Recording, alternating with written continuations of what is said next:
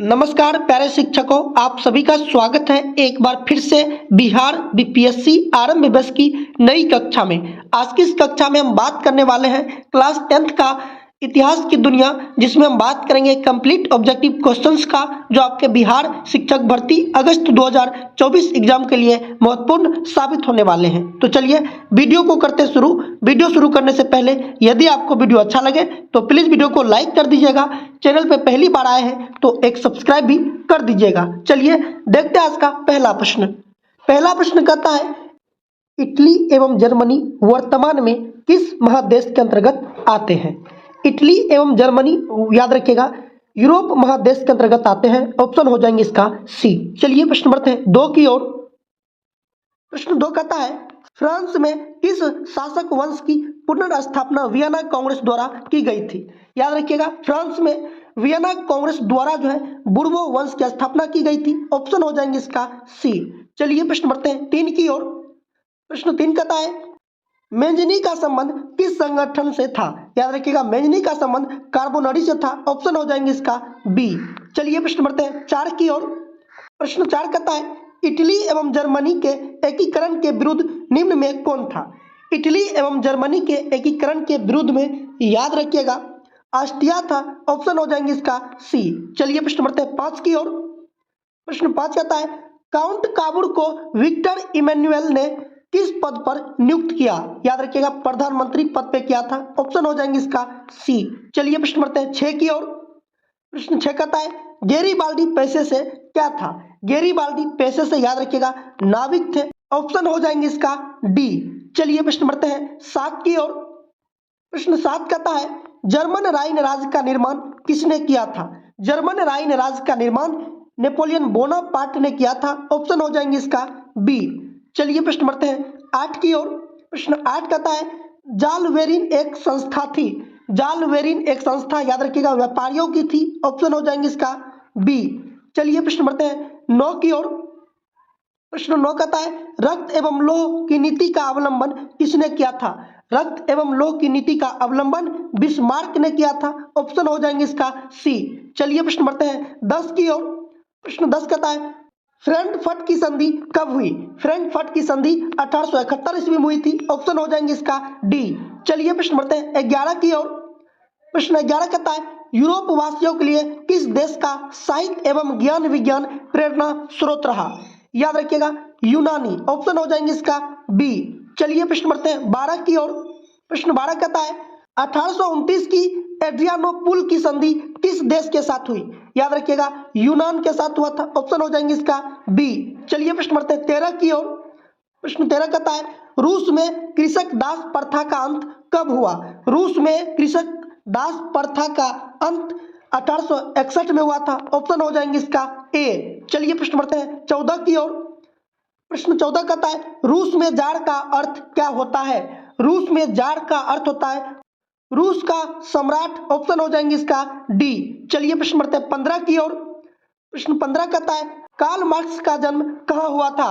Karl Marx का जन्म Germany में हुआ था। ऑप्शन हो जाएंगे इसका बी। चलिए प्रश्न बढ़ते हैं 16 की ओर। प्रश्न 16 कहता है, साम्यवादी शासन का पहला प्रयोग कहाँ हुआ? साम्यवादी शासन का पहला प्रयोग याद रखिएगा चीन में हुआ था। ऑप्शन हो जाएंगे इसका सी। चलिए प्रश्न बढ़ते हैं 17 की ओर। प्रश्न 17 कहता है, यूटोपियन समाजवादी कौन नहीं था? यूटोपियन समाजवादी याद रखिएगा कार्ल मार्क्स नहीं था। ऑप्शन हो जाएंगे इसका सी। चलिए प्रश्न बढ़ते हैं 18 की ओर। प्रश्न 18 कहता है, वॉर एंड पीस किसकी रचना है? वॉर एंड पीस याद रखिएगा टॉल्स्टॉय की रचना है। ऑप्शन हो जाएंगे इसका बी। चलिए प्रश्न बढ़ते हैं 19 की ओर। प्रश्न 19 कहता है, बोल्शेविक क्रांति कब हुई? बोल्शेविक क्रांति नवंबर 1917 में हुई थी। ऑप्शन हो जाएंगे इसका बी। चलिए प्रश्न बढ़ते हैं 20 की ओर। प्रश्न 20 कहता है, लाल सेना का गठन किसने किया था? लाल सेना का गठन ट्रोट्स्की ने किया था। ऑप्शन हो जाएंगे इसका सी। चलिए प्रश्न बढ़ते हैं 21 की ओर। प्रश्न 21 कहता है, लेनिन की मृत्यु कब हुई? लेनिन की मृत्यु 1924 ईस्वी में हुई थी। ऑप्शन हो जाएंगे इसका डी। चलिए प्रश्न बढ़ते हैं 22 की ओर। प्रश्न 22 कहता है, हिंद चीन क्षेत्र में कौन से देश आते हैं? हिंद चीन क्षेत्र में याद रखिएगा कंबोडिया, वियतनाम और लाओस आते हैं। ऑप्शन हो जाएंगे इसका सी। चलिए प्रश्न बढ़ते हैं 23 की ओर। प्रश्न 23 कहता है अंकोर वाट का मंदिर कहाँ स्थित है? अंकोर वाट का मंदिर कंबोडिया में स्थित है। ऑप्शन हो जाएंगे इसका डी। चलिए प्रश्न बढ़ते हैं 24 की ओर। प्रश्न 24 कहता है हिंद चीन पहुंचने वाले प्रथम व्यापारी कौन थे? हिंद चीन पहुंचने वाले प्रथम व्यापारी पुर्तगाली थे। ऑप्शन हो जाएंगे इसका सी। चलिए प्रश्न बढ़ते हैं 25 की ओर। प्रश्न 25 कहता है हिंद चीन में बसने वाले फ्रांसीसी कहे जाते थे? हिंद चीन में बसने वाले फ्रांसीसी को कोलोन कहते थे। ऑप्शन हो जाएंगे इसका सी। चलिए प्रश्न बढ़ते हैं 26 की ओर। प्रश्न 26 कहता है नरोत्तम सिंघानुक कहाँ के शासक थे? नरोत्तम सिंघानुक याद रखिएगा कंबोडिया के शासक थे। ऑप्शन हो जाएंगे इसका डी। चलिए प्रश्न बढ़ते हैं 27 की ओर। प्रश्न 27 कहता है the history of the loss of Vietnam किसने लिखा? याद रखिएगा the history of the loss of Vietnam फान वोई चाउ के द्वारा लिखा गया था। ऑप्शन हो जाएंगे इसका बी। चलिए प्रश्न बढ़ते हैं 28 की ओर। प्रश्न 28 कहता है मार्च 1946 में फ्रांस एवं वियतनाम के बीच होने वाला समझौता किस नाम से जाना जाता है? याद रखिएगा फ्रांस एवं वियतनाम के बीच होने वाले समझौता को हम लोग हनोई समझौता कहते हैं। ऑप्शन हो जाएंगे इसका बी।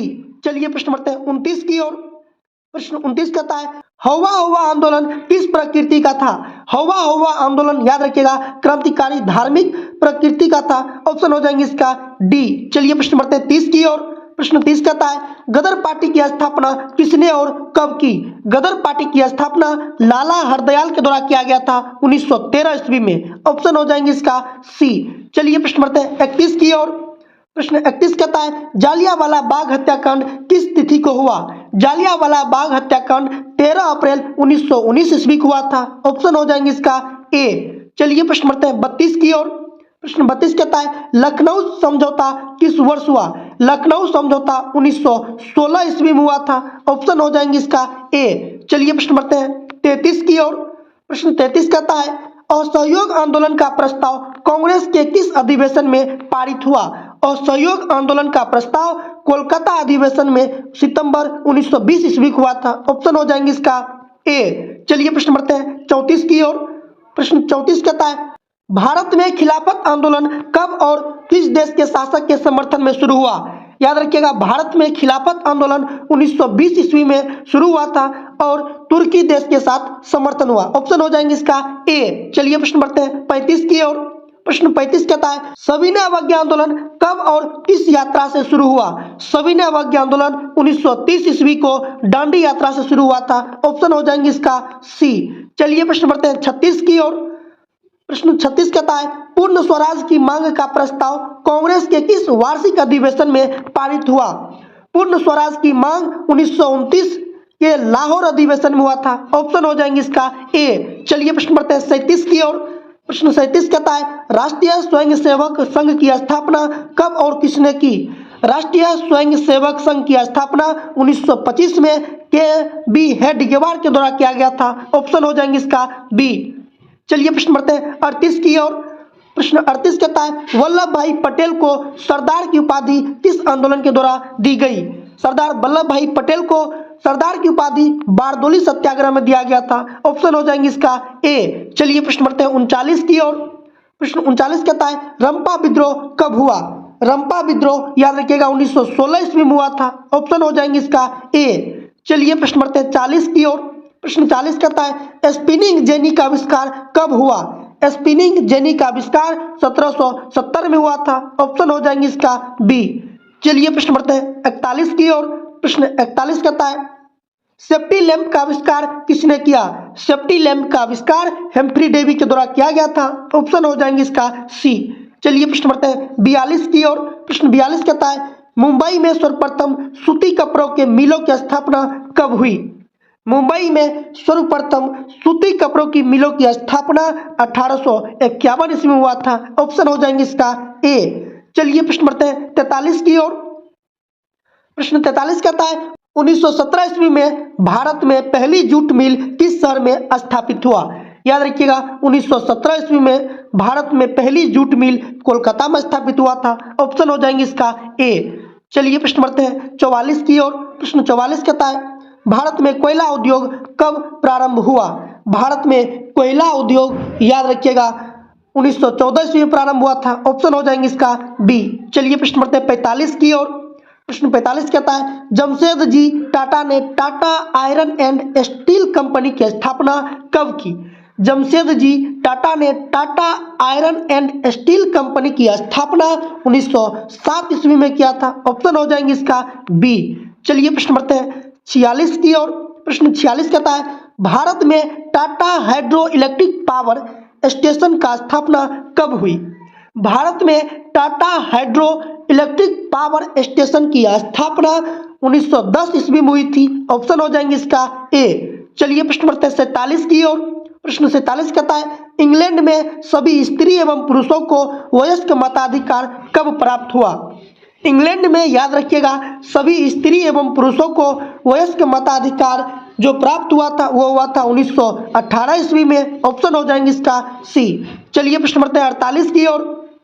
प्रश्न 48 कहता है अखिल भारतीय ट्रेड यूनियन कांग्रेस की स्थापना कब हुई? अखिल भारतीय ट्रेड यूनियन कांग्रेस की स्थापना 1920 ईस्वी में हुई थी। ऑप्शन हो जाएंगे इसका डी। चलिए प्रश्न बढ़ते हैं 49 की ओर। प्रश्न 49 कहता है भारत के लिए पहली फैक्ट्री एक्ट कब पारित हुआ? भारत के लिए सबसे पहली बार फैक्ट्री एक्ट जो है 1881 में पारित हुआ था। ऑप्शन हो जाएंगे इसका सी। चलिए प्रश्न बढ़ते हैं 50 की ओर। प्रश्न 50 कहता है सामंती व्यवस्था से हटकर किस प्रकार की शहरी व्यवस्था की प्रवृत्ति बढ़ी? याद रखिएगा प्रगतिशील प्रवृत्ति। ऑप्शन हो जाएंगे इसका ए। चलिए प्रश्न बढ़ते हैं 51 की ओर। प्रश्न 51 कहता है शहर को आधुनिक व्यक्ति का किस प्रकार का क्षेत्र माना जाता है? शहर को आधुनिक व्यक्ति का प्रभाव क्षेत्र माना जाता है। ऑप्शन हो जाएंगे इसका बी। चलिए प्रश्न बढ़ते हैं 52 की ओर। प्रश्न 52 कहता है जनसंख्या का घनत्व सबसे अधिक कहाँ होता है? जनसंख्या का घनत्व सबसे अधिक महानगर में होता है। ऑप्शन हो जाएंगे इसका डी। चलिए प्रश्न बढ़ते हैं 53 की ओर। प्रश्न 53 कहता है लंदन में अनिवार्य प्राथमिक शिक्षा कब लागू हुई? लंदन में अनिवार्य प्राथमिक शिक्षा याद रखिएगा 1870 ईस्वी में लागू हुई थी। ऑप्शन हो जाएंगे इसका डी। चलिए प्रश्न बढ़ते हैं 54 की ओर। प्रश्न 54 कहता है प्राचीन काल में किस स्थल मार्ग से एशिया और यूरोप का व्यापार होता था? याद रखिएगा रेशम मार्ग से जो है एशिया और यूरोप का व्यापार होता था। ऑप्शन हो जाएंगे इसका बी। चलिए प्रश्न बढ़ते हैं 55 की ओर। प्रश्न 55 कहता है गिरमिटिया मजदूर बिहार के किस क्षेत्र से भेजे जाते थे? गिरमिटिया मजदूर बिहार के पश्चिमी क्षेत्र से भेजे जाते थे। ऑप्शन हो जाएंगे इसका बी। चलिए प्रश्न बढ़ते हैं 56 की ओर। प्रश्न 56 कहता है विश्वव्यापी आर्थिक संकट किस वर्ष आरंभ हुआ? विश्वव्यापी आर्थिक संकट याद रखिएगा 1929 ईस्वी में आरंभ हुआ था। ऑप्शन हो जाएंगे इसका सी। चलिए प्रश्न बढ़ते हैं 57 की ओर। प्रश्न 57 कहता है ब्रिटेन वुड्स सम्मेलन किस वर्ष हुआ? ब्रिटेन वुड्स सम्मेलन याद रखिएगा 1944 में हुआ था। ऑप्शन हो जाएंगे इसका सी। चलिए प्रश्न बढ़ते हैं 58 की ओर। प्रश्न 58 कहता है महात्मा गांधी ने किस पत्र का संपादन किया? महात्मा गांधी याद रखिएगा यंग इंडिया पत्रिका का संपादन किया था। ऑप्शन हो जाएंगे इसका बी। चलिए प्रश्न बढ़ते हैं 59 की ओर। प्रश्न 59 कहता है गुटेनबर्ग ने सर्वप्रथम किस पुस्तक की छपाई की? याद रखिएगा गुटेनबर्ग सबसे पहले बाइबल पुस्तक की छपाई की थी। ऑप्शन हो जाएंगे इसका सी। चलिए प्रश्न बढ़ते हैं 60 की ओर। प्रश्न 60 कहता है विश्व में सर्वप्रथम मुद्रण की शुरुआत कहाँ हुई? विश्व में सर्वप्रथम मुद्रण की शुरुआत चीन में हुई थी। ऑप्शन हो जाएंगे इसका सी। तो ये था क्लास 10th का इतिहास की दुनिया जिसमें हम बात किए इतिहास के कंप्लीट ऑब्जेक्टिव क्वेश्चंस का जो आपके बिहार शिक्षक भर्ती अगस्त 2024 एग्जाम के लिए महत्वपूर्ण साबित होने वाले हैं। वीडियो आप लोगों को कैसा लगा? अगर वीडियो आप लोगों को अच्छा लगा हो तो प्लीज वीडियो को लाइक कर दीजिएगा, अपने दोस्तों के साथ वीडियो को शेयर कीजिएगा। फिर मिलेंगे नए वीडियो के साथ, तब तक के लिए जय हिंद।